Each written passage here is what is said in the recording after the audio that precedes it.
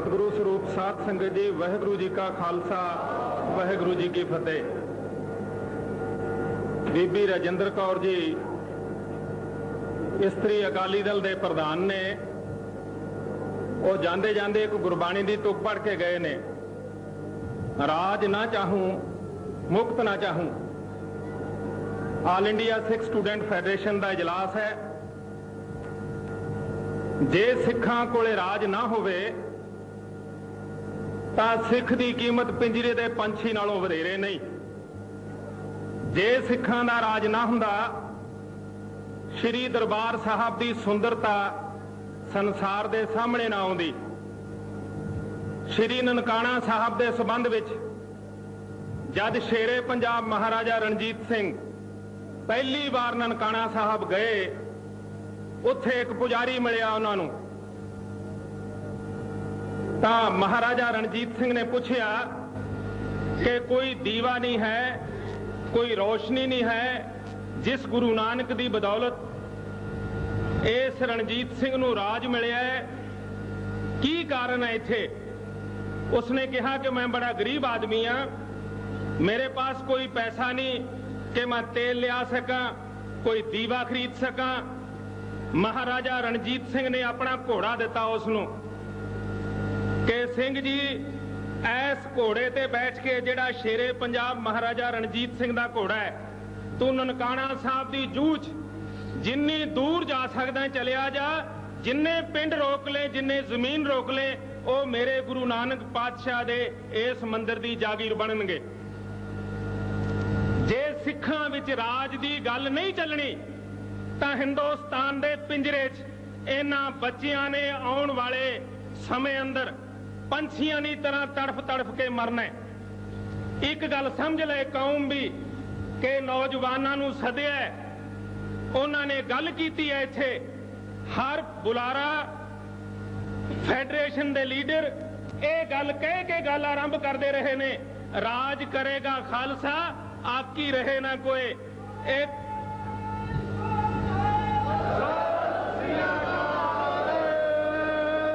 जे 900 साल गुलाम रहने वाली हिंदू कौम सैकड़े सदियां तो बाद राज की गल कर सकती है, 97 वरे सिख हिंदुस्तान च गुलाम रहे, ये आजादी की गल क्यों नहीं कर सकते? किथे बंदिश है सिखां लई? जे राज भैड़ी गल सी तां रणजीत सिंह नूं राज करन दी लोड़ नहीं सी। जे राज भैड़ी गल सी, हरमंदर साहब के मुकाबले ते श्री अकाल तख्त साहब की सिरजना नहीं सी हो सकती। जे महज धर्म की गल नाल गल चलती हुंदी तां फिर यह दोहरा सामने नहीं सी आउंदा। श्री मुखवाक भनियो गरीब नवाज, शस्त्रन के अधीन है राज, राज बिना न धर्म चले है, धर्म बिना सब दले मले है।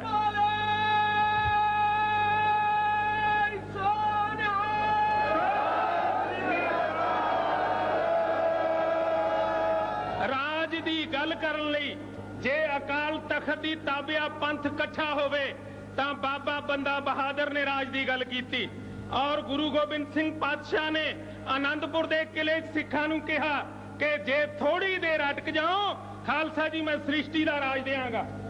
राज कौमां की जिंद जान होया करदा है, बशर्ते कि राज धर्म का राज होवे। अज सिखां विच रोह भी है और गुस्सा भी है। किसी ऐसे मनुख की चोण हुई all India Sikh student federation के प्रधान पदवी लई, जिसने समय की सरकार के जुल्म नूं एक बुढ़े बजुर्ग नाल बैठ के अपनियां अखां दे सामने एक दूजे का जुल्म वेखिया। राज की गल क्यों ना करिए? असीं माला फड़ के हिंदुस्तान दे किसी मठ दे पुजारी नहीं बनना चाहते। हिंदुस्तान च हिंदू ने राज करना है, सिख पंजाब विच राज करनगे।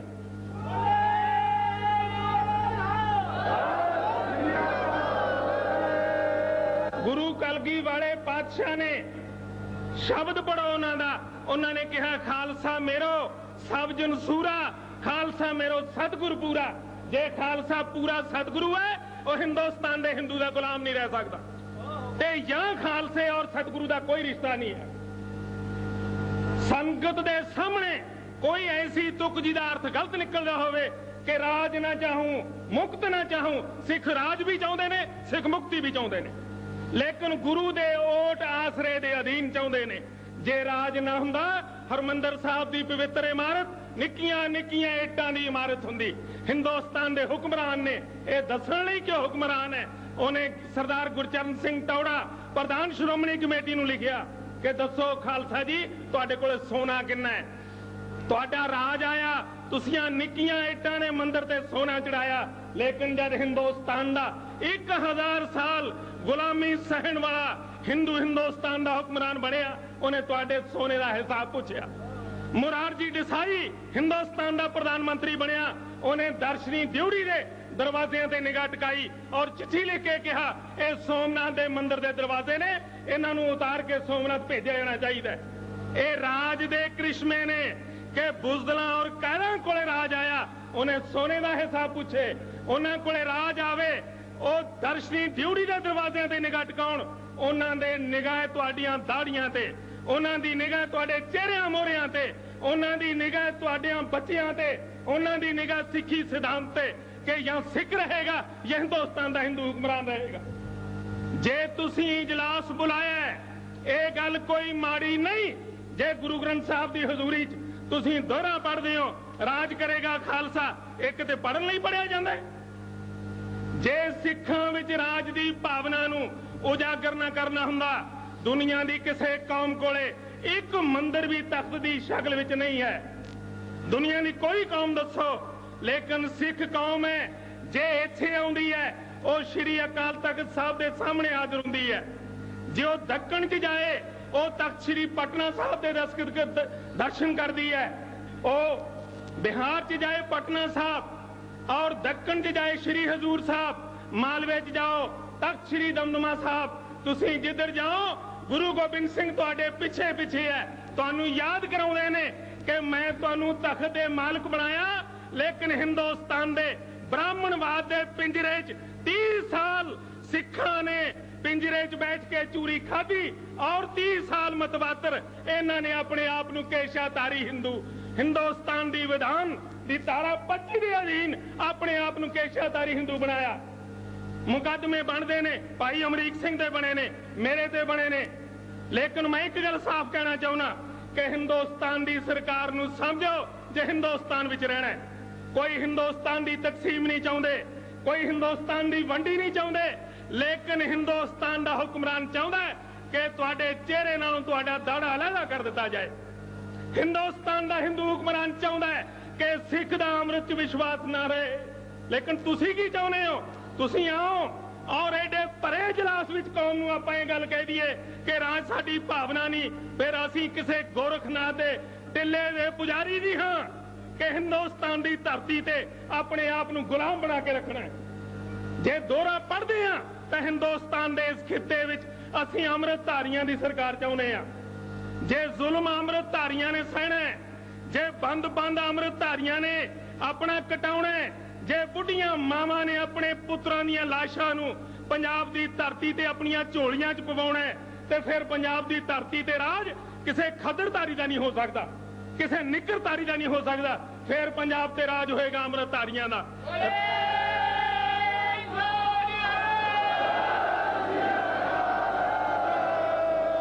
यह फैसला हिंदुस्तान दी सरकार करे, उन्हें राज वोटां राहीं देना है, उन्हें राज ताकत राहीं देना है।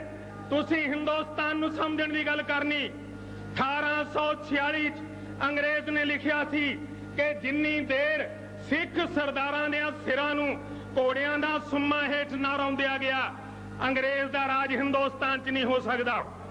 1946 100 साल बाद सरदार पटेल ने इहो गल कही कि सिख जुराइम पेशा लोकां दी कौम ने।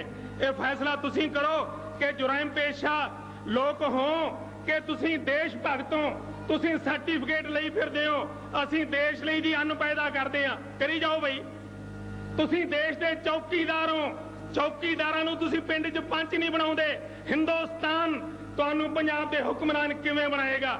दुनिया दी किसे कौम नूं जेड़ी अपनी डिक्शनरी दी चौकीदारां दे अखर भर्ती कर ले, जेड़ी कौम अपने आप नूं वड्डियां सेवादारां दी गिणती च करे, खालसे दा शब्द, खालसा शब्द का अर्थ है हुक्मरान। तुसी महकूम बने 97 सालां च, लेकिन 9 सदियां गुलामी दियां जंजीरां पैर के, जिहदी पगड़ी बनना कानून मुताबिक जुर्म सी, जिन्हों पैरी जुत्ती पाउणा जुर्म सी, जिन्हों गल विच जनेऊ पहन के चलना जुर्म सी, जिन्हों अपनी बेटी की शादी दिन दिहाड़े करनी जुर्म सी। ओ यार, वो लोग हिंदुस्तान के हुक्मरान बने, लेकिन कुर्बानियां देने वाले भाई अमरीक सिंह वर्गे सिंह 35 साल की जर्जरी सोचनी ने सिखां नूं उत्थे लिया के खड़ा करता जिथे सिखां नूं सोचना पै रहा है कि सिख हुण जाण दा जाण किधर। महाराजा रणजीत सिंह तो बाद आओ तस्वीर लगी है तुहाडे हाल विच शेरे पंजाब महाराजा रणजीत सिंह दी। जे तस्वीरां देखण दा सुभाव पाउणा है तां इस कौम दी किस्मत नूं कोई नहीं बना सकदा, लेकिन जे तस्वीरां दे रूप विच पंजाब दी धरती ते तुसीं हुकूमत करनी है, इन्हां तस्वीरां दा तां कोई लाभ है। जे हुक्मरान ना बने, धर्म दे राज की स्थापना ना की, ऐस सोने दे मंदिर का सोना हिंदुस्तान का ब्राह्मण उतारेगा। मैं तुहानू कोई गल वधा चढ़ा के नहीं कह रहा, मैं असलीयत कह रहा। 1746 च सिख शहीद हुंदा रहा, 1846 च सिख शहीद हुंदा रहा, 1946 च सिख शहीद होया, अज फिर सारी कौम शहीद हो रही है। आ सरोपा किन्हां नूं दित्ते? ये अपना काम केवल शहीद कराउणा है या शहीदां दी शहादत की कीमत हिंदुस्तान की सरकार तो वसूलनी है?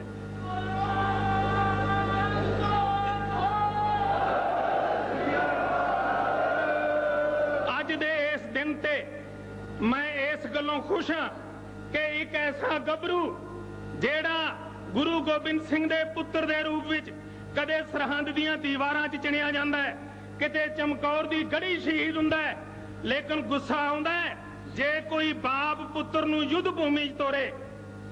इत्थे गल होई भाई अमरीक सिंह दे संबंध विच कि जदों संतां ने ऐलान कीता भाई अमरीक सिंह लई सिख हो है जिहड़ा गुरु वांगू चले। गुरु गोबिंद सिंह साहब ने वड्डे साहिबजादे नूं चमकौर दी गढ़ी चों तोरिया, लेकिन कोई तीर सतगुरु ने पहली वेर नहीं चलाया। जदों छोटा साहिबजादा चलिया, सतगुरु ने गुरोह विच आके एक तीर मुगल फौजां दे छड्डिया, ये दस्सण लई कि चमकौर दी गढ़ी च अजे गुरु गोबिंद सिंह जिंदा बैठा है। जे तुसीं जिंदा हो, मुर्दा नहीं, हिंदुस्तान नूं दसना पएगा कि असीं मंजी साहब दे दीवान हाल विच अज तुहाडे नाल एक गल करनी चाहुंदे आ कि हिंदुस्तान ते राज करो, जम जम करो। इंदिरा गांधी करे, ओदा पुत्र करे, पोतरा करे, लेकिन असीं जमुना तो अगले हिस्से दे पंजाबी बोलते इलाके लैके बीबी जे गिणती के आधार पर असीं राज करना 500 साल सिख राज नहीं कर सकते।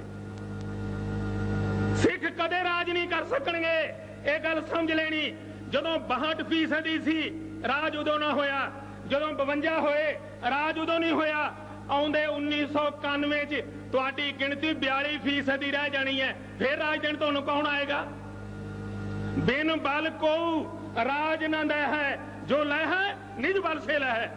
जे गुरु गोबिंद सिंह दे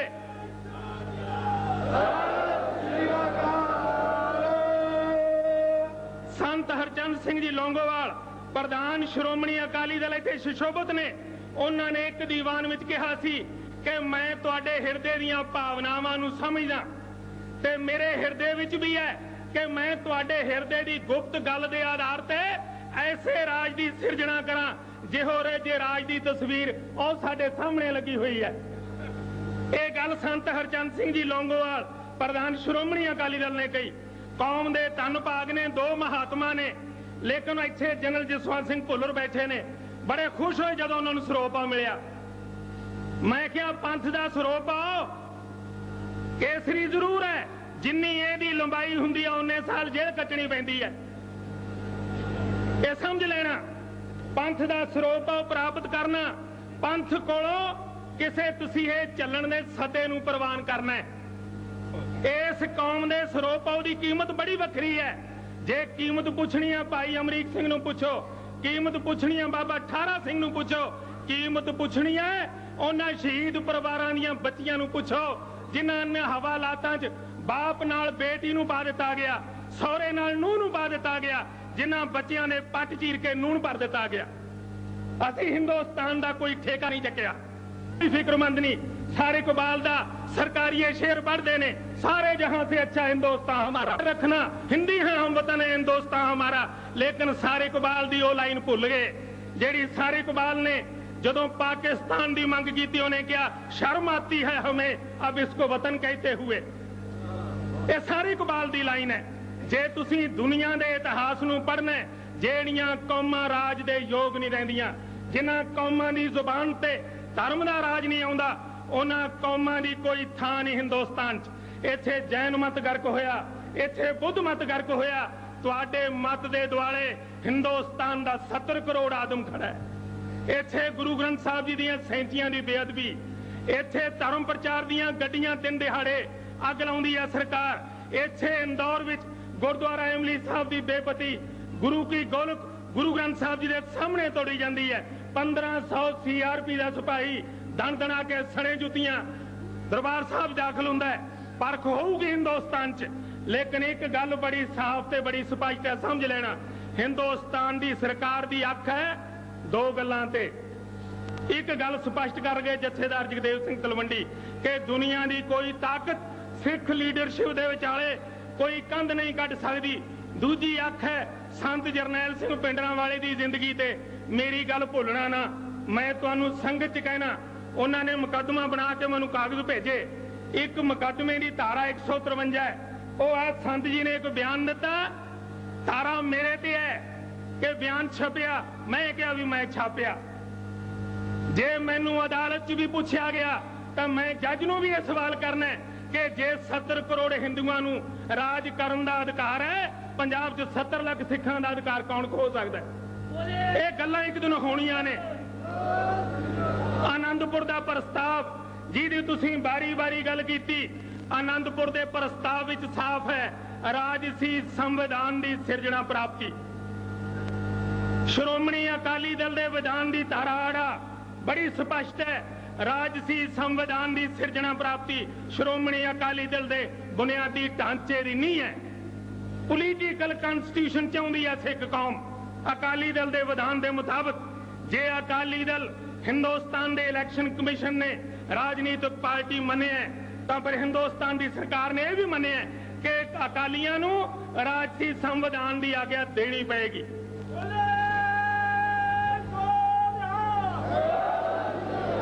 अज तुसीं आए हो एक लाइन कह के मैं अपने विचारां नू सीमित करदा कि नौजवान बच्चे आए ने, उन्होंने मैं हाथ जोड़ के एक गल कहनी चाहना कि बुढ़े ठेरे मनुख मंजियां ते बह के कुर्सियां ते बह के नंबरदारियां नू प्राप्त करके जिउना चाहते हुंदे ने बुढ़े ठेरे मनुख। लेकिन तुसीं जिन्हां दी सोचनी सिखां दी कौम दे भविख नू साड़ के सुआह करदी होवे, ऐसे बुढ़े ठेरे मनुखां नू पंजाब दे सिख कौम दियां मंजियां तो उठाओ। जे सिख कौम दे भविख नू तुसीं 2-4 साल विच ना साਂਭ सके, कोई दुनिया की ताकत इन्हां मंदिरां दी पवित्रता नू कायम नहीं रख सकेगी।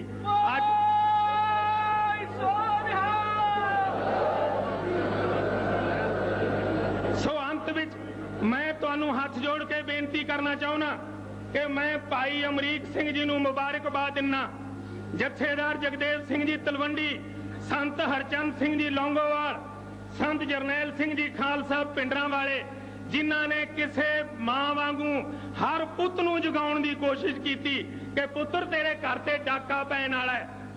मावां पुत्रां नू समझाउंदियां ने कि तेरे बाप दी परे च पग लथी सी, पुत्रा तू मेरा खून तां है जे परे च बापू दी लथी पग दा बदला ले।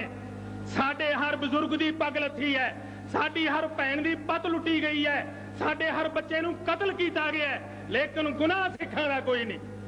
इन्हां गुनाहां दे अवजाने च हिंदुस्तान की सरकार फैसला अज करे, हिंदुस्तान की सरकार फैसला कल करे, लेकिन जिन्ने देर अकाली लीडरां की जुबान चों, पंथ दे लीडरां की जुबान चों राज करेगा खालसा की गल ना निकली, खालसे की कोई गल हिंदुस्तान च नहीं चलनी। इन्नियां गल्लां कह के क्षमा मंगदा।